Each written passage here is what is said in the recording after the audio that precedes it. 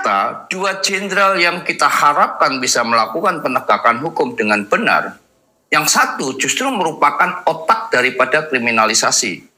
Dan itu Kapolda Metro Jaya, Muhammad Fadil Imran. Iya, waktu itu Dia sebagai Kapolda. Jelas saya mendengar yang perintahkan untuk penjarakan Riko, mengutak-ngatik, membolak-balikkan Riko korban menjadi tersangka, kemudian mengamankan posisi Dedi Setiawan itu justru perintah daripada Kapolda Metro Jaya. Bapak yakin? Yakin, sangat yakin. Kalau saya diminta, saya bisa menangkap orangnya. Siapa pemainnya? Siapa maklar kasusnya? Saya 7-8 kali tiap hari di Polda Metro Jaya, sehingga saya tahu. Oh ini. Mereka menawarin saya. Ketika saya pertama kali BAP, saya bisa menangkapnya. Ditawarin apa tuh, Pak? Ditawarin untuk supaya damai, yang penting udah 300 juta. Oh, sempat ditawar. Oh, sempat saya. Itu hari demi hari di tempat gila ya penegakan hukum. Udah ada permainan uang, ada orderan, pesanan yang jelas terbukti, dan saya memiliki seluruh buktinya. Untuk penegakan hukum, mudah-mudahan Anda menonton video ini, Anda bisa tersadar betapa kronisnya penegakan hukum. Anak yang notabene ingin berjuang demi bangsa dan negara, karena ingin memperjuangkan pajak demi pembangunan anak bangsa berikutnya, dan juga sekarang, tapi harus dijerumuskan masuk ke bui atau dalam penjara. Riko masuk ke dalam penjara. Bapak Alex yakin anaknya tidak bersalah, tetapi harus divonis 10 bulan oleh hakim kasasi. Padahal waktu itu putusan bebas murni. Ini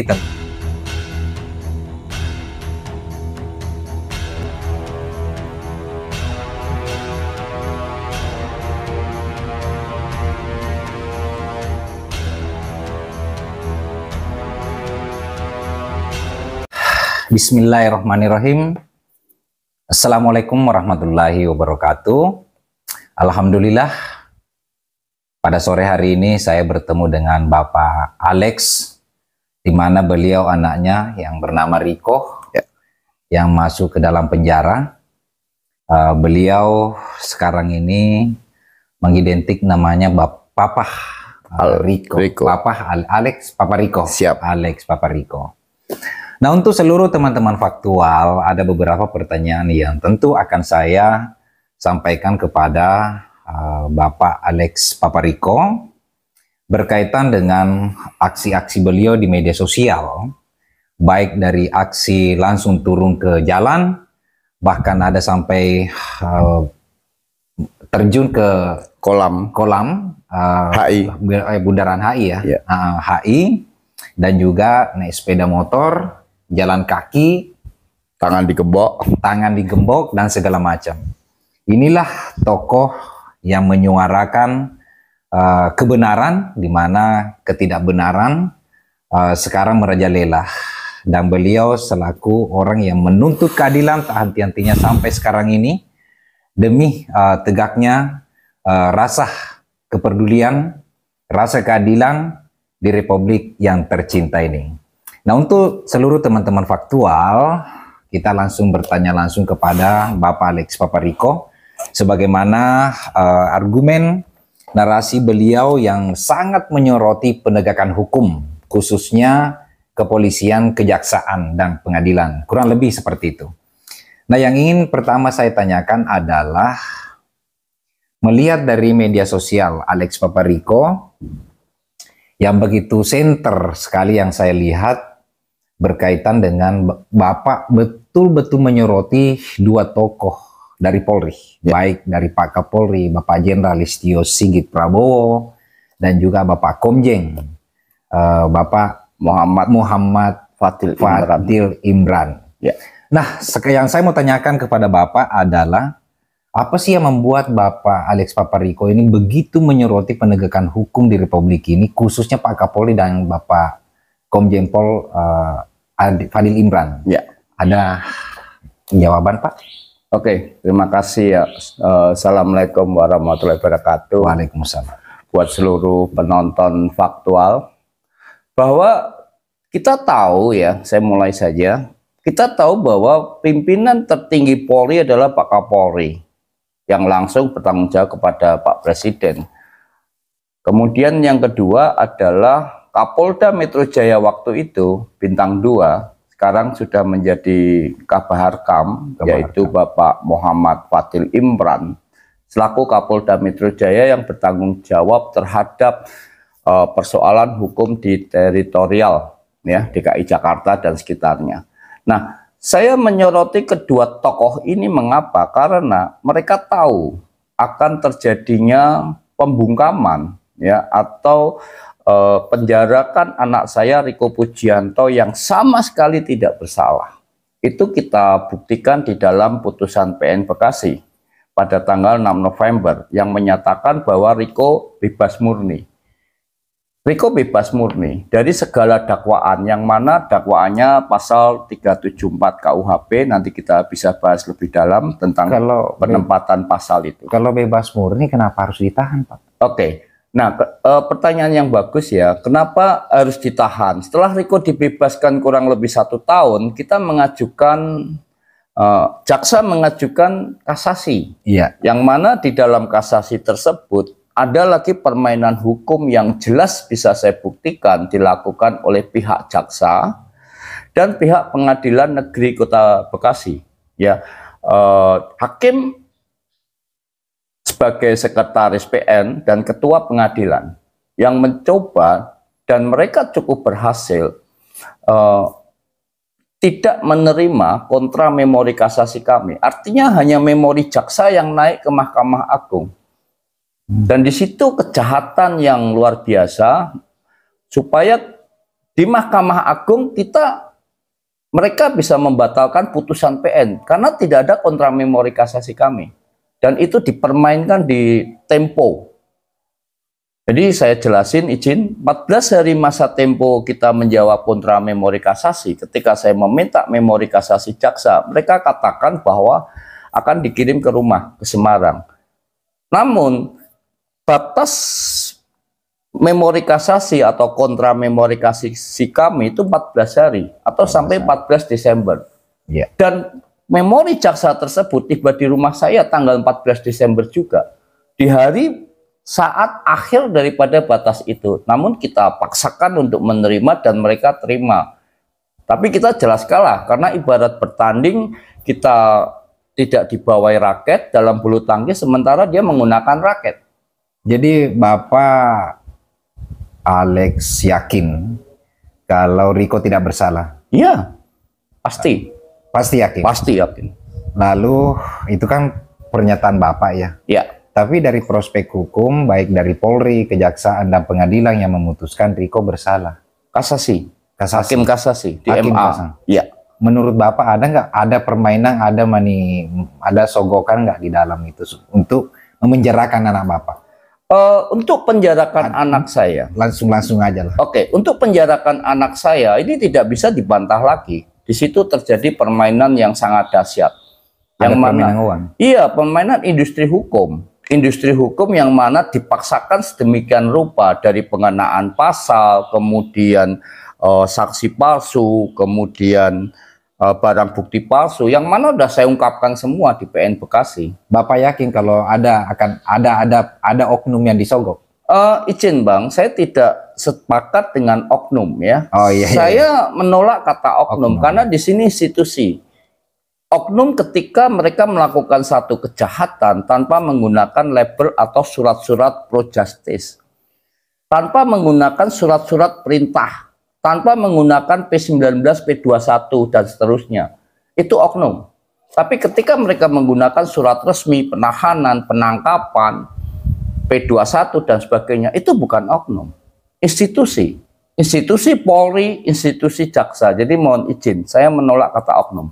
Jadi permasalahan awalnya adalah di mana Riko sebagai karyawan pajak ya? Karyawan bukan, karyawan sales perusahaan. Oh, karyawan sales perusahaan menangani perpajakan. Kurang Tidak. Oh, penjualan tidak. saja. Oh, penjualan. Riko tidak urusan dengan perpajakan. Ya, oke. Terus selesai itu Riko mencoba membongkar atau menagih ke salah satu perusahaan besar yang ada di Bekasi ya. Jadi begini. Coba-coba gimana? Jadi begini, Riko merupakan sales freelance ya dengan jaminan surat SHM dan ijazah asli dengan kontrak kerja selama 1 tahun, yaitu bulan Juli 2019 ke bulan Juli 2020.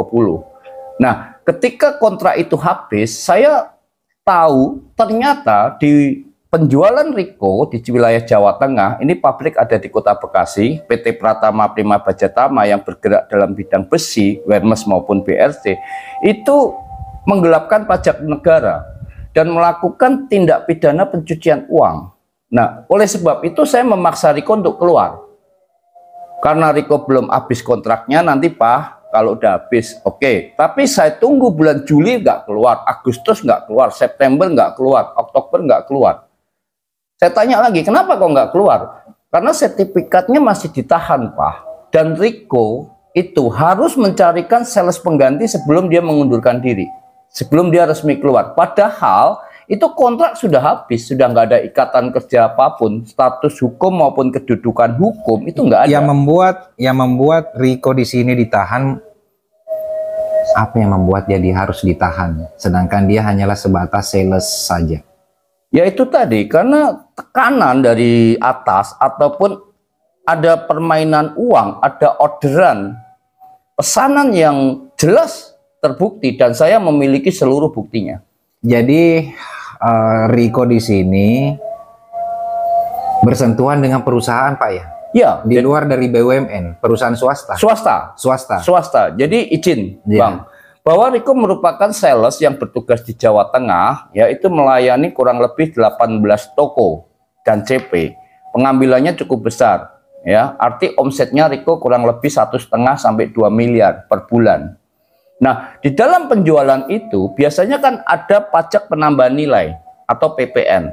Kalau sekarang 11%. Iya. Nah, ketika barang itu dikirim, kan belum ditagih tuh, temponya 30 sampai 45 hari. Tentu faktur pajak akan muncul ketika waktu jatuh tempo. Iya. Nah, ketika barang dikirim, Riko nggak tahu. Ketika faktur pajak itu, ketika tagihan itu keluar, harus disertai dengan faktur pajak.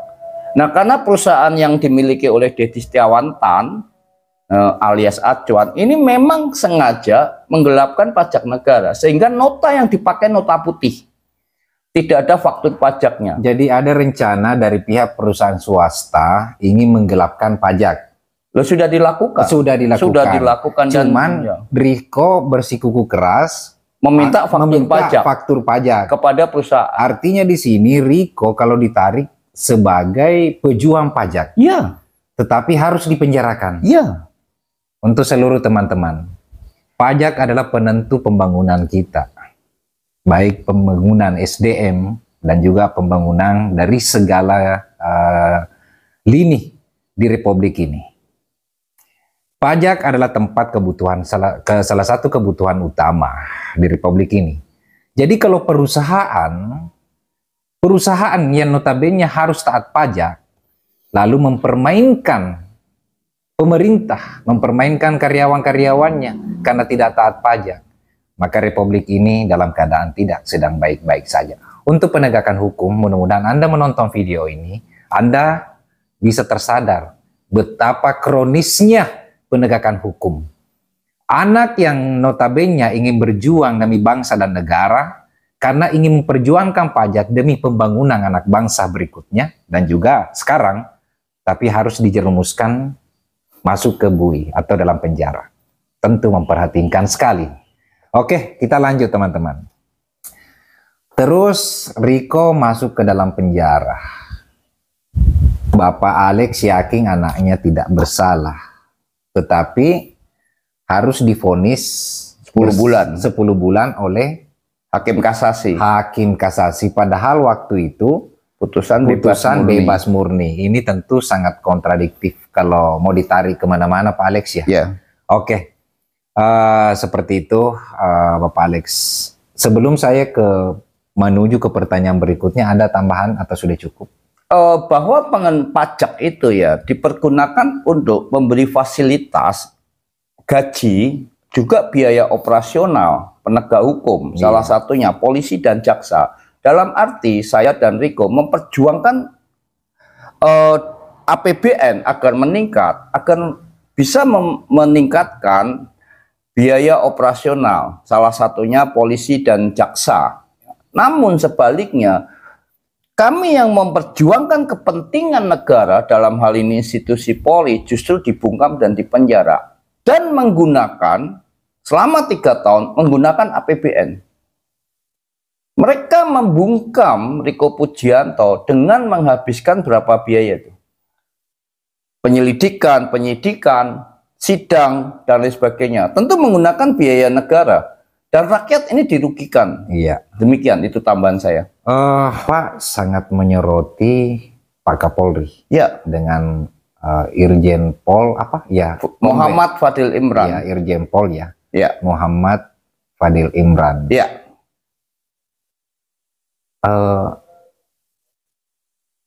Bapak yakin bahwa beliau berdua bisa membantu Bapak untuk meneriaki kebenaran ini? Awalnya iya. Namun ketika bulan Oktober, November, Desember, sampai di Januari, Februari 2023, justru saya kaget. Ternyata 2 jenderal yang kita harapkan bisa melakukan penegakan hukum dengan benar, yang satu justru merupakan otak daripada kriminalisasi. Dan itu Kapolda Metro Jaya, Muhammad Fadil Imran. Iya, waktu itu. Waktu itu dia sebagai Kapolda. Kapolda Imran. Jelas saya mendengar yang perintahkan untuk penjarakan Riko, mengutak-ngatik, membolak-balikkan Riko korban menjadi tersangka, kemudian mengamankan posisi Dedi Setiawan Tan, itu justru perintah daripada Kapolda Metro Jaya. Bapak yakin? Yakin, sangat yakin. Kalau seandainya video ini ditonton oleh Fadil Imran dan merasa keberatan, tuduhan Bapak tidak benar? Justru besok saya akan mendatangi Mabes Polri. Saya akan mendatangi Mabes Polri untuk bertemu dengan Pak Fadil Imran besok Dan minggu ini. Apa yang Bapak sampaikan siap dipertanggungjawabkan? Oh, saya ingin bertanya mengapa Bapak menjadi pengkhianat pajak negara. Dan saya ingin bertanya apa negara kurang memberikan fasilitas Bapak sebagai Kapolda Metro Jaya. Tegas, Pak. Jelas di sini ya, perkara yang sangat mudah nih, yaitu laporan penganiayaan penyekapan kami, kan Riko dipukul dan disekap. Awalnya itu dulu, mulainya dari situ. Karena saya tidak mau berdamai, maka mereka melaporkan penggelapan dalam jabatan 374 KUHP. Dan ini diproses di Polres Metro Kota Bekasi. Ya, jadi ketika Polres Metro Kota Bekasi ingin melakukan tugasnya dengan benar, sesuai dengan sumpah jabatannya, dihalang-halangi oleh Kapolda Metro Jaya. Mereka memaksa menarik 2 perkara itu dalam kurun waktu 2 hari. Sabtu, Minggu, Senin berkas harus ke Polda Metro Jaya. Apalagi, apakah polisi Polres Metro Kota Bekasi goblok semua? Tentu tidak. Betul. Tidak semua polisi seperti itu ya. Iya, Pak Kombes Kapolres waktu itu ya berusaha untuk ditemui oleh Pak Dedi Setiawan Tan untuk dilobi, tapi ditolak. Masih ada polisi yang baik, Pak. Tapi tunggu dulu, Pak. Ya. Bapak yakin bahwa di sini ada campur tangan perusahaan Oh, jelas. untuk memenjarakan Riko? Untuk bahkan melobi ya untuk menjarakan Riko, yang tujuannya untuk apa? Pertanyaannya kan itu. Iya. Jelas mereka ingin kejahatan penggelapan pajak, tindak pidana pencucian uang maupun penyekapan Riko sebagai korban itu tidak jalan. Iya. Jadi mempenjarakan saksi utama, saksi mahkota demi menyelamatkan Dedi Setiawan Tan, dan itu dilakukan oleh Kapolda Metro Jaya yang hari ini menjadi Kabaharkam bintang 3, nggak main-main. Iya. Dan itu disetujui, dibiarkan, ada pembiaran oleh Kapolri Jenderal Listio Sigit. Serius ini. Dan akan saya minta pertanggungjawabannya Iya. ke Mabes Polri. Serius, demi negara. Karena prinsip saya satu, negara tidak boleh kalah dengan para pengkhianat. Siap. Luar biasa ya, Pak Alek Papa ya. Tidak kendor-kendor, tetap semangat. Ya, sepanjang netizen masyarakat mengharapkan keadilan ya terwujud sesuai dengan sila kelima, keadilan sosial bagi seluruh masyarakat, seluruh rakyat Indonesia, saya tidak akan berhenti. Oh, Termasuk Bang Faktual siap. dan penonton Bang Faktual. Siap. Ya, oke, Pak Alex Papariko. Menuju ke pertanyaan yang kedua. Riko 10 bulan. Ya. Berarti bulan ini dong keluar. Iya, 29 Maret Tanggal keluar. 29 Maret. Iya. Tadi Bapak mengatakan demi bangsa dan negara. Iya. Saya berjuang. Iya. Karena pajak salah satu industri Iya. untuk pembangunan bangsa. Membiayai. Pembiayaan. Iya. Baik birokrasi dan non birokrasi. Iya. Kalau Riko sudah keluar dari penjara, Iya. apakah Bapak masih ingin berjuang? Iya. Atau sudah stop? Izin, oke. Iya. Meskipun Riko sudah di penjara, saya tidak akan mundur karena itu janji saya kepada Allah. Janji saya kepada rakyat Indonesia yang menonton video saya. Saya tidak akan mundur, saya tidak akan berdamai, saya tidak ada kompromi. Saya akan terus berjuang. Mau 1 tahun, mau 2 tahun, mau 5 tahun. Sampai Tuhan menjemput saya. Target saya adalah Deddy Setiawan, Tan Winoto, Ibu Huwawaing, dan Kasir Melisa, lalu dan lain sebagainya, itu dipenjara semua. Kemudian diperiksa pajaknya. Dan dia harus membayar ke negara. Entah itu 5 miliar, entah itu 10 miliar, saya nggak tahu. Itu urusan pajak. Dan izin Bang Faktual, saya sudah melaporkan ke Dirjen Pajak. Kan ada pertanyaan, benarkah ini persoalan Pak Alex membela negara? Saya sudah melaporkan ke Dirjen Pajak sebelum Riko menjadi tersangka. Jauh. Justru karena saya keras kepala, sampai saya disebut gila, tidak mau menerima uang damai maupun kompensasi terhadap Riko, maka dipaksakan Riko tersangka, dipaksakan P21, terpaksakan terdakwa. Sementara saya sudah membuktikan di persidangan. Dan di PN kita menang, Bang Faktual. Iya. Ngeri ya? Ngeri. Ngeri sekali, Pak. Negara tidak boleh kalah, dan hari ini saya katakan bahwa negara kalah. Mengapa negara kalah, Bang Faktual? Iya. Mengapa? Karena pengkhianatan daripada jenderal, yaitu Kapolda Metro Jaya, Muhammad Fadil Imran.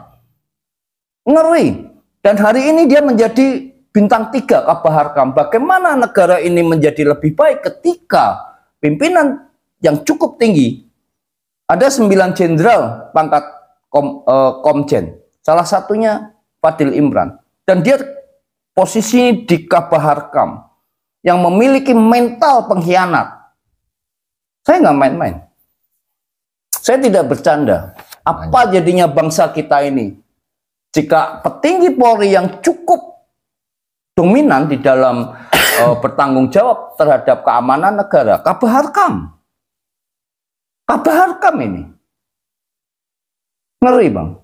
Tapi iya. Bapak setuju nggak dengan pernyataan banyak juga netizen yang menyatakan sebenarnya sarang permasalahan di Republik ini ada di penegakan hukum, baik dari Polri, Kejaksaan, dan sebagainya. Pokoknya berkaitan dengan penegakan hukum, disitulah sarangnya mafia, sarangnya ketidakbenaran.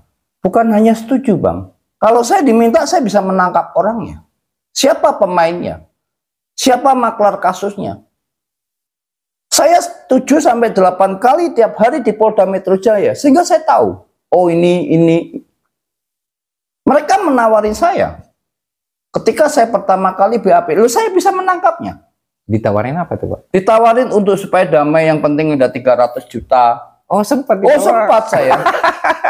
Loh, itu hari demi hari di tempat gila ya penegakan hukum. Udah hari demi hari ada di situ. Besok ketemu lagi, nanti ke situ ketemu lagi, nggak berperkara. Cuman dia keliling-keliling aja cari mangsa. Saya tahu orangnya. Betul. Aduh, mau jadi apa Republik ini ya, penegakan hukum acak-acakan. Ya, saya bertanggung jawab terhadap semua pernyataan ini, Bang Faktual. Jadi poinnya adalah institusi Polri ini sedang tidak baik-baik saja. Aduh, terlalu bobrok. Terlalu bobrok. Sudah rusak. Dan saya mau katakan di sini, institusi Polri dan Jaksa sudah rusak. Tapi alhamdulillah, di dalam institusi yang rusak, masih ada polisi yang baik. Nah, itu yang benar. Oke, sekarang saya tanya nih, sebagai orang yang menuntut keadilan, sebagai orang yang sudah berjuang di Bundaran HI, loncat bahkan turun, bahkan telanjang ya, di depan pengadilan, tangan terborgol, jalan kaki, dan sebagainya. Apa Bapak setuju kalau Polri dibubarkan? Saya mau bertanya, apa Bapak setuju kalau Polri sekalian dibubarkan? Untuk pembubaran Polri itu tidak mudah. Yang jelas saya tidak setuju. Tidak setuju. Hanya sistem harus dirubah. Yaitu apa? Salah satu bagian kerusakan mental daripada anggota-anggota Polri itu sistem pengawasan. Di mana di situ diserahkan oleh Propam maupun anggota Wasidik, Paminal, betul? Iya. Dan ini nggak berfungsi. Justru pengawasan ini untuk melegalkan kejahatan anggotanya. Saya mengalami sendiri. Propam, Wasidik, yang seharusnya untuk mengawasi anggota yang dalam tanda kutip jahat, justru melegalkan.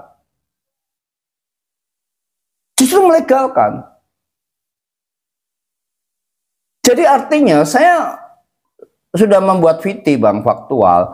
Propam itu harus terpisah dengan gedung kepolisian baik di Polres, Polda, Mabes. Tidak perlu ada Propam di Polsek, di Polres, di Polda tuh. Sistem apa itu? Gak ada fungsinya. Justru melegalkan kejahatan. Bukan hanya tidak ada fungsinya. Jadi Propam harus memiliki gedung sendiri, diambil dari polisi-polisi yang masih jujur, yang masih setia kepada negara, kepada Sumpah Tribrata, diambil penyidiknya dari akpol-akpol yang baru lulus, dipilih perwira menengah maupun perwira tinggi, dia di gedung sendiri, disekolahkan sendiri, dan sejak dia menjadi polisi sampai pensiun tetap Propam. Wasidik bubarkan aja, nggak ada guna ini. Betul. Setuju. Ya, jadi kita memberi solusi ya. Iya. Kata Pak Kapolri, kata pengamat hukum, seakan-akan masyarakat hanya bisa mengkritik, nggak bisa memberi solusi. Nah, sekarang saya kasih solusi. Benahi Propam dulu. Pak Alex belajar dari mana? Dari polisi militer.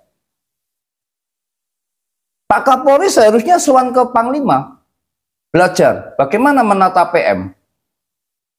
Nah, sekarang kalau istilahnya Propam itu dari lantas, pindah ke reskrim, pindah ke outfit, pindah ke ini, terus berputar lagi Propam lagi, itu aduh, jeruk nggak ada makan jeruk Bang. Peribahasanya seperti itu. Tidak mungkin Propam bisa ya mengatasi, mengawasi anggota yang nakal, nggak mungkin. Mau sampai kucing bertelur nggak mungkin. siap. Oke, Pak Alex, Bapak. Masih ada yang mau disampaikan? Ya demikian Pak Kapolri. Kalau kiranya Pak Kapolri berniat undang saya akan siap memberikan arahan kepada Bapak Kapolri. Oke, siap. Terima kasih banyak Bapak Alex, Bapak Riko ya. Dan untuk teman-teman semua dan juga para penegak hukum yang menyimak YouTube Faktual News 77. Apa yang disampaikan oleh Bapak Alex, Bapak Riko adalah rasa keadilan yang beliau langsung rasakan. Betapa pedihnya penegakan hukum di Republik ini. Betapa ironisnya penegakan hukum di Republik ini. Bapak Alex Riko ini adalah salah satu anak bangsa, putra bangsa, lahir, besar, dan hidup dan ingin berbuat untuk bangsa dan negara. Begitu pula dengan Riko yang sekarang di dalam penjara. Beliau ingin berbuat yang terbaik untuk bangsa dan negara, ingin taat pajak. Karena pekerjaannya berkaitan dengan hal tersebut, maka dia akan memberikan dedikasi yang baik untuk kontribusi kepada negara. Tetapi niat dan perbuatan beliau, yaitu Riko, yang begitu baiknya, ternyata ada konspirasi jahat, ada konspirasi penjahat di penegakan hukum, sehingga bukannya Riko mendapatkan apresiasi mendapatkan apresiasi dari penegakan hukum dan republik ini malah harus dipenjara. Bapak Kapolri, Bapak Presiden, dan juga seluruh penegakan hukum yang terkait. Inilah wajah penegakan hukum kita yang sedang tidak baik-baik saja. Sekian dari saya, Faktual News 77. Wabillahi taufiq wal hidayah. Wassalamualaikum warahmatullahi wabarakatuh. Terima kasih, Bang. Ya.